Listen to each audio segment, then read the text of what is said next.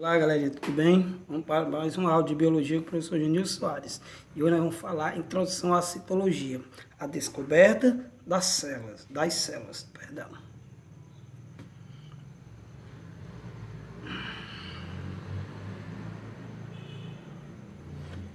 De que são feitos os seres vivos? Os seres vivos eles são feitos de átomos, a menor partícula, do universo. O conjunto de átomos forma as moléculas, que elas podem ser orgânicas e inorgânicas. E o conjunto de moléculas forma as organelas, que são estruturas fundamentais para o funcionamento de uma célula. E o conjunto de organelas origina as células. Uma observação: os vírus não são constituídos por células, então eles são indivíduos acelulares, mas precisam de célula para sobreviver. Qual a importância desse assunto? A importância desse assunto é para a gente falar sobre a invenção dos microscópios, Uma descoberta, que a partir dele foi descoberto as células, que são células vivas, certo? Como também muitos dos segredos da vida só podem ser desenvolvidos, e desvendado no plano microscópico. E a gente inicia aí com uma perguntinha. Zé, fale comigo. Então aí nós temos duas células, A célula maior, à vista a olho nu, enquanto a venta é o pitinho, que é formado por várias células. A invenção do microscópio, certo? Então a gente começa aí em meados de 1591, por Jens Zacharias e Hans, que eram pai e filhos holandeses, que fabricavam lente de óculos. E a partir daí veio o estudo com relação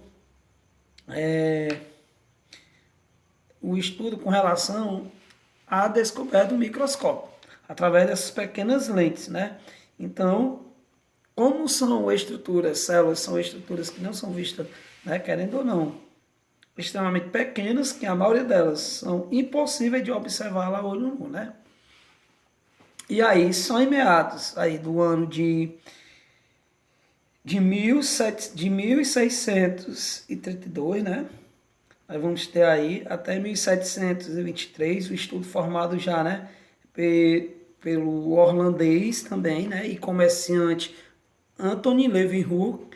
Então, Anthony Leeuwenhoek foi o primeiro, a registrar as observações microscópicas de materiais biológicos. E aí ele fabricou dezenas de microscópios dotados de uma só lente, como vocês podem ver aqui como vocês podem observar aqui na imagem, certo? Eles são pequenininhos, certo? Eles eram muito pequenos, então ele inventou e ele era só formado por uma única lente, certo? Uma lente de vidro quase esférica. E também foi descobridor dos micróbios, os micro-organismos, ou seja, as próprias bactérias. Tá? Vamos aqui. Só que com o passar do tempo, foi passando tempos e tempos, aí em meados dos séculos 17, aí o cientista inglês Robert Hooke constrói, um microscópio composto, certo? Lembrando que Robert Hooke ele era um inglês físico também, E aí foi que ele fez. Ele acabou desenvolvendo aí um microscópio composto por duas lentes, certo? E o que vai chamar a primeira coisa, que foi o primeiro cientista a observar uma célula.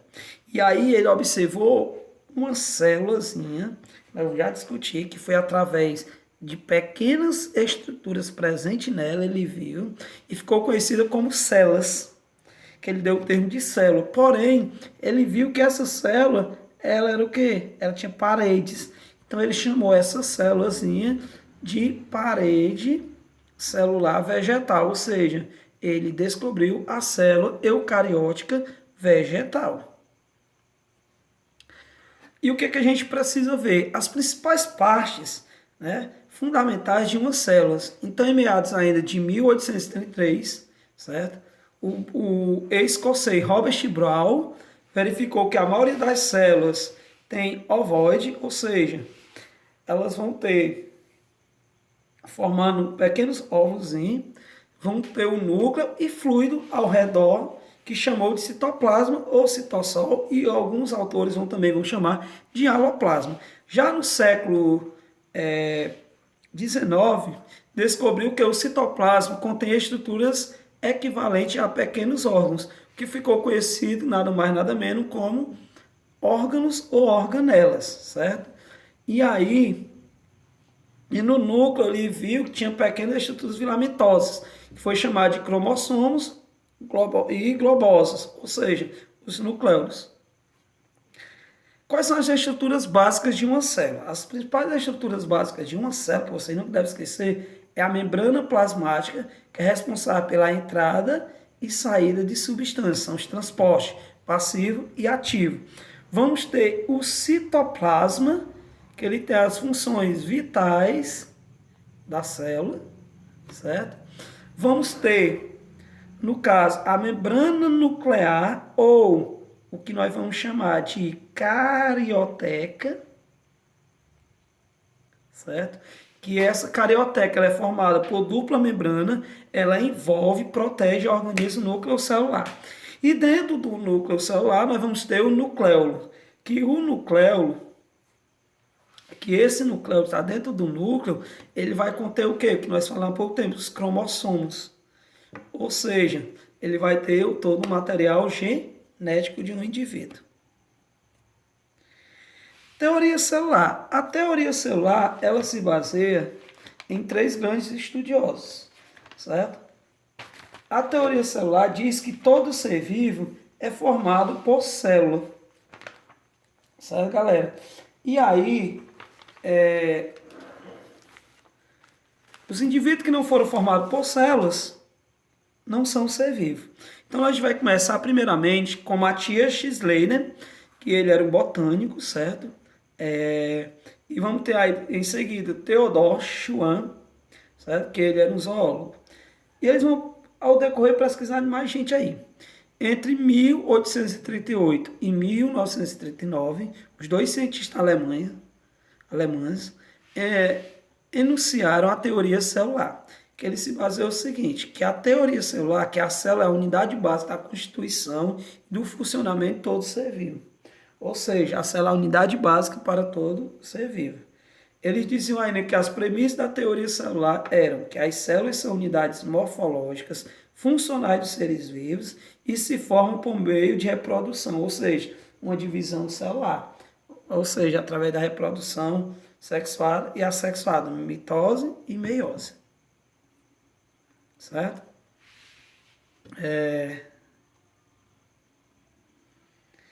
E aí, pessoal, nós vamos falar agora um pouco sobre esse microscópio, certo? Os microscópios, eu vou trazer para vocês aqui o desenvolvimento das a partir dos microscópios ópticos, né, fotônicos ou ópticos, que ele foi descoberto em meados dos séculos 19 e 20. Quais são as partes ópticas, aquelas que a gente precisa do nosso glóbulos? Nós vamos ter aí a sistema de ampliação, que são as objetivas, né? Tanto as objetivas de 10, de 20, de 10, de 40, né? De 60, enfim. E vamos ter as objetivas oculares, tá? Como vocês podem estar observando aí. As objetivas oculares, que são aquelas na região superior que pode ser de 10 ou 16. Aí o sistema de iluminação, nós vamos ter o espelho, o diafragma, o condensador e a base. Já a parte mecânica do microscópio fotônica ou óptica, nós vamos ter aí sistema de focagem, são os parafusos macrométrico e micrométrico. Macro, ele te dá uma nitidez mais ampla e o macro, ele amplia a imagem. Quando eu olho o sistema de suporte da parte mecânica, eu vou ter a base, o braço, o tubo óptico, revólver e a platina. A base, como ele já diz, é o suporte de todo o microscópio. O braço é onde você vai poder locomover. Já o tubo óptico é como se fosse o canhão, é por onde vai passar o feixe de luz. O revólver é o que controla todas as objetivas. E a platina é a base para colocar a sua lâmina em observação. Aí, resumindo, aqui vocês podem ver as partes. Tá? Nós vamos ter aqui a base ou pé, vamos ter a fonte de luz, certo? Nós vamos pegar aqui essa fonte de luz, vamos ter o parafuso de foco, certo? Que nós também podemos chamar de macrométrico. Vamos ter o braço ou a coluna, certo? Como eu já citei. O condensador, então ele pega o feixe de luz, transforma ele, capta esse jogo de luz junto com a lâmpada para ser observada nas objetivas. Temos a platina. Nós vamos ter o charriote, é o que vai controlar a platina para frente, para trás, direita e esquerda, certo? Vamos ter aqui, junto com o revólver, as objetivas, que é o revólver, e aqui são as objetivas. Vamos ter o canhão, certo? Que esse canhão é o que vai receber toda essa luz até chegar na sua objetiva ocular, certo? Como eu já estou mostrando aqui a ocularzinha. E vamos ter o diafragma, certo? Que esse diafragma está relacionado a quem, Gilson? Ele está bem aqui próximo. Deixa eu tirar aqui todos. Certo? Aí nós vamos ter ele mais ou menos aonde esse diafragma? Aqui. Junto com o condensador. Tá? Então, para a gente entender aí as partes de um microscópio. Agora, testando aí, pessoal. Aqui seria o que? O 12. A minha ocular. O 3, meu canhão. 4, meu revólver. O 13, melhor, o 5, minha platina. O 6, botão micrométrico. O 7, botão macrométrico. O 8, cadê meu 8? O 8 vai ser o meu condensador. O 9 vai ser meu feixe de luz. O 10 vai ser meu diafragma. 1 é a base. E o 13 são as minhas objetivas. Certo? E aí, pessoal, aqui nós vamos ter, só para vocês realmente compreenderem, isso aqui é mais nível para a faculdade, mas eu estou trazendo para vocês terem uma noçãozinha. Nós vamos ter a minha ocular e a minha objetiva de ampliação. A minha objetiva ocular ela é de 10. E quando eu pego ela com a minha objetiva, a minha ampliação da objetiva, ela vai me dar uma operação 20 vezes 10 será 200 vezes a minha poder de ampliação. E assim vai acontecendo com todas. Por exemplo, eu tenho aqui a minha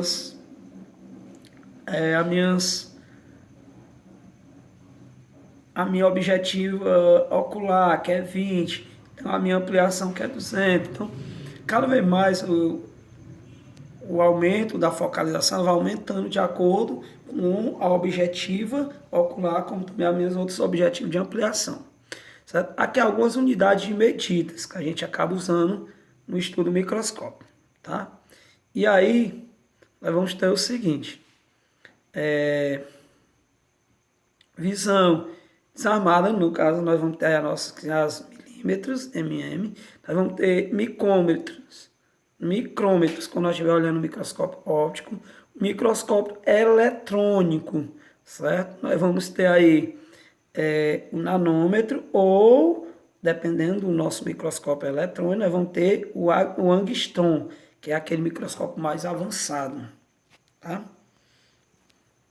E aqui só para a gente também pegar uma deixa aí, né?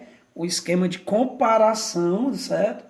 Comparando o tamanho das células a outros elementos ou organismo, certo? De acordo com o microscópio também. Se a gente observar aí, a olho nu, certo? Nós já vamos ter aí uma visão que nós já citamos há pouco tempo aí para nós, certo? Se a gente observar, que é uma visão milímetro. Quando eu vou observar o microscópio óptico, eu vou ter uma visão de micrômetros, e quando eu vou no eletrônico, vai ser uma visão nanômetro, certo? Ou angstrom, certo? Então, isso vai variando entre cada indivíduo, beleza? Ou melhor, entre cada microscópio que nós vamos utilizar para observação. Tipos de microscópios. Aí a gente inicia com a lupa, que é o nosso primeiro microscópiozinho básico, certo? Que a gente já conhece. Mas também, pessoal, se vocês pegar uma gota d'água e jogar essa gota d'água em cima do jornal ou de qualquer folha, ela vai ampliar, né? Então ela já vai te dar o que para a gente é uma visão óptica. Então ela vai dar o quê? Micrômetro, certo? Uma visão micrômetro, tá? E aí nós vamos ter o microscópio óptico, que é o aumento de centenas de vezes. Vamos ter o microscópio eletrônico, que aumenta de centenas de milhares de vezes, tá? E aí, essa parte de preparação de lâminas, de materiais de observação, certo? Eu vou dar algumas dicas para que vocês, a gente não vai usar na nossa aula, uma prova, mas isso aqui é mais para quem for seguir a área, né, de farmácia, a área da saúde, medicina, enfermagem, enfim, biomedicina. Coloração é a técnica que consiste em tingir diferencialmente as estruturas celulares. Ou seja, você quer estudar uma bactéria, não consegue ver, então usa o pigmento, uma coloração tal, que ele vai ajudar, seja lá um azul de metileno, enfim. Corte histológico é a técnica que consiste, né, em retirar fatias muito finas dos materiais biológicos para observação. Um exemplo, você vai estudar o tecido vegetal de uma cebola. Então você usa o que? Uma gilete ou uma lâmina para tirar a pele mais fina que você puder, né? Tecido mais vegetal, mais fino que você puder da cebola. Fixação, né? É o procedimento, né, de matar as células rapidamente, de modo a causar pouca alteração estrutural. É quando você pega uma lâmina, você coloca o material para estudo, coloca uma lâmina e dá uma pressãozinha. A inclusão é a técnica de impregnar uma peça de material biológico com substâncias que a endureçam, como a parafina. Aí, no caso, é quando você usa, né, algumas células que querem conservar, algumas estruturas também, no caso de algumas estruturas de pequenos animais, no caso artrópodes, colocar na lâmina e colocar um pouco de resina e fixar para o resto da vida. Observação, limite de resolução, microtomo e poder de resolução. Então aqui, pessoal, o limite da resolução ela pode ampliar de acordo com o microscópio que você está usando, como também microtomo e o poder, né, de resolução de cada um. Aqui só para vocês terem noção como é que faz, certo? As etapas direitinho, tá? Da fixação, o esquema todinho, como deve ser procedido. Tipos de células. Aí sim nós vamos falar dos tipos de células. Existem as células procarióticas e eucarióticas. Procarióticas são as células desprovidas de carioteca. Não tem carioteca, menos carioteca, certo? Elas também não vão apresentar na sua parede mitocôndrias, certo? As células, uma das coisas que você entender, ela não tem a carioteca, ou seja, ela não tem um núcleo celular organizado, tudo é disperso no seu citoplasma. Já as células eucarióticas, eu tenho carioteca. Então ele me disse que ele tem uma carioteca, ele tem uma dupla membrana que reveste, certo? Ó, que reveste o núcleo celular. Beleza? E aí existem dois tipos de células eucarióticas, existe a animal e a vegetal. Certo? Vamos lá.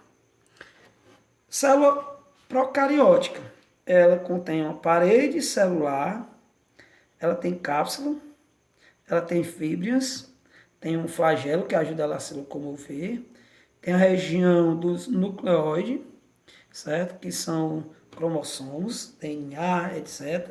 Tem ribossomos, tem uma membrana celular, ou seja, ela tem uma membrana plasmática, ela tem um citoplasma e aloplasma, mas não tem núcleo. Não tem núcleo celular, certo? Então isso vai chamar a nossa atenção. E as células procarióticas são presentes em quê? Nas bactérias. Certo, galerinha? Nas bactérias. Diferente da célula eucariótica, né, que ela pode ser uma célula eucariótica animal ou uma vegetal. A célula eucariótica animal, certo? Ela vai se diferenciar da célula cariótica vegetal por apresentar centríolo, por apresentar os retículos endoplasmáticos. Porém, nós vamos comparar elas já aqui, ó, se a gente observar, na célula eucariótica vegetal, nós vamos apresentar o quê? Uma parede celular, elas vão apresentar cloroplastos, elas vão apresentar ainda vacúolo, onde vão armazenar água, ela vai apresentar, querendo ou não, ela apresenta ainda mitocôndrias, certo, pessoal? Existe mitocôndria nelas, lembrando que a célula eucariótica animal, ela apresenta o quê? Pequenos vacúolos. Não apresenta aqui, mas ela também tem alguns vacúolos. Tá? Vamos comparar a célula animal, a diferença entre as células eucarióticas. Aí nós vamos ter parede celular, cloroplastos, vacúolos, centríolo, lisossomo e substância de reserva. A célula eucariótica animal, ela não tem parede celular. Já a vegetal tem parede celular. A célula animal não tem cloroplastos, mas a célula vegetal tem cloroplastos. A célula animal apresenta pequenos vacúolos, enquanto as células eucariótica vegetal, muito vacúolos, enormes. Quando eu falo em centríolo, centríolo é presente na célula eucariótica animal, mas é ausente na célula eucariótica vegetal.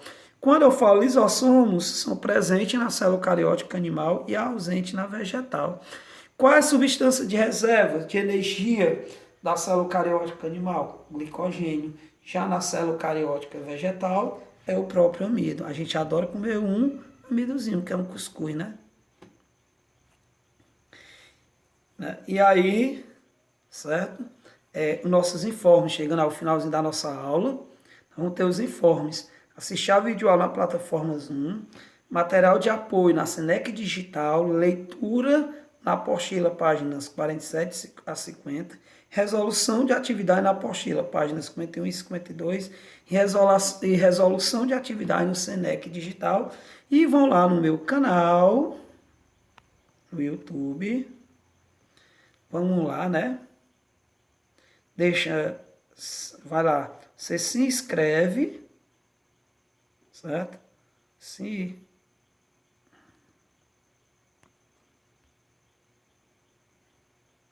inscreve e deixa seu like, certo? Eu agradeço e até a próxima aula. Tchau.